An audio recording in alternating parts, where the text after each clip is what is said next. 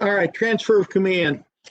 I've been involved in several transfers of command, both civilian and military.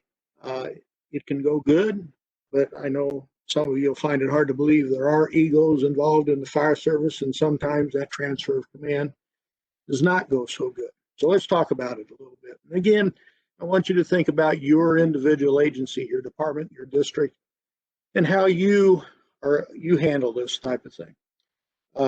So how do you handle a transfer of command from one agency to another, or one person to another? It could be what Joe just got done talking about. One individual is just exhausted mentally and physically and needs to transfer that command to another person in an extended amount of time on a response. It could be from one agency to another. For instance, Andy had talked about airplane crashes, and somebody made the comment about NTSB, and that's very true. Initially, though, the fire department, be it on the airport fire department, or if it's an accident in a municipality or rural area, the fire department is going to be the incident commander initially until they get the fire extinguished and any rescue that may be needed to take over. Then they're going to transfer that command to somebody like the NTSB. Should be ready to give that agency a complete report on what you did, how you did it, what all was done, and that type of thing. So you need protocols. You need to have protocols and pre-planning in advance on how you're going to transfer that command. And some of the things that you need to consider when you're doing the protocols, developing your SOPs, SOGs, is how it can affect your transfer of command jurisdictionally to jurisdictionally. Could be a tornado that went through in the northern part of down here, not so much. We have miles between our cities and municipalities. Up north, you go from one to another to another. You don't know which community you're in if you're not familiar with that area. So it could be a tornado went through and there's multi-jurisdictional incidents. So you need to be ready for that. And again, I can't stress enough how pre-planning, talking to your neighbors, talking to the people that are going to be responding, it's critical to do. Real quickly, I don't want to take a lot of time on war stories, but here in Montgomery County, due to the great leadership of Greg Nimmo, we have utilized our LEPC, our Local Emergency Planning Committee, which was designed to look at hazmat problems in the county through EMA. But we've taken it a step further, and we've utilized it as an all hazards committee. And we bring all of the players in, as many as we can get in, to talk about all different types of scenarios. And we've got the players that are going to show up when we have it already, knowing each other and ready to do what they need to do. So communications is vital through this. Pre-planning and communications, we cannot stress that enough throughout this entire program. Need to look at who has authority.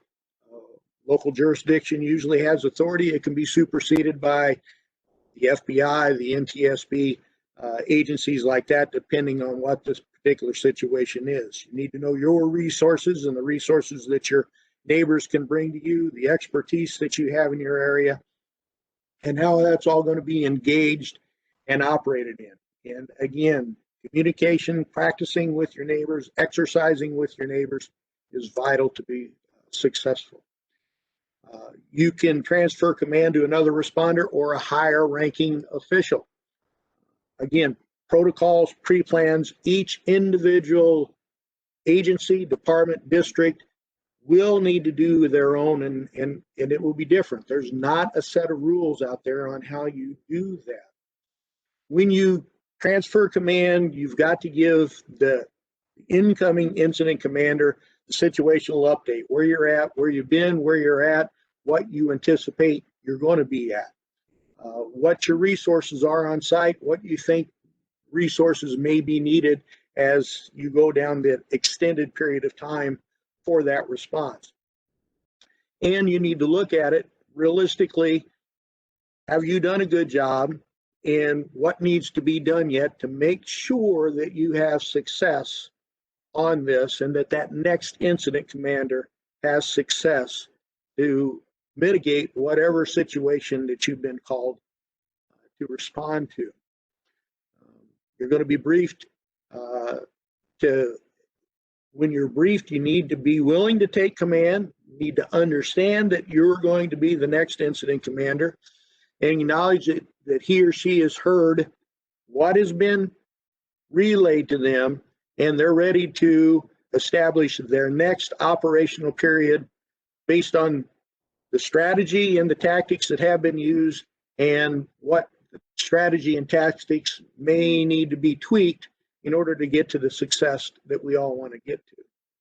So again, rhetorical question, but it's vital to ask yourself, do you have a checklist on how you're going to transfer command? Again, pre-planning communications is going to be the key to be successful in this. So again, you may want a higher officer. You may be getting overwhelmed with what's going on, and you want a higher ranking officer. Now, that doesn't mean that you leave the scene. That may be that you join yourself at the hip of the new higher official, the new incident commander, to assist them. You know, one of the big roles that is sometimes missed is getting a scribe, getting somebody to start taking notes. Years ago, back in, I think, 1990, I was a technician in an emergency room up in Springfield. And when we got a trauma or a cardiac case in, one of my jobs was to become a scribe, writing down every little thing, every drug given, everything, anything that was done in that room, I needed to have written down as proof. They probably got computers to do that anymore. But I think it's vital that the incident commander does that as well. Start taking notes. Doesn't have to be an active firefighter. Perhaps you got somebody in your community that just wants to help out and would be willing to take a pager and show up and start taking some pictures. Understand, pictures can be confiscated because they could be considered evidence, and you certainly don't want the general public. You need some written rules as to how those photographs are going to be used, but they can help you to document. They can help to protect you down the road, and to become a scribe, to start taking notes for you. It could be very valuable.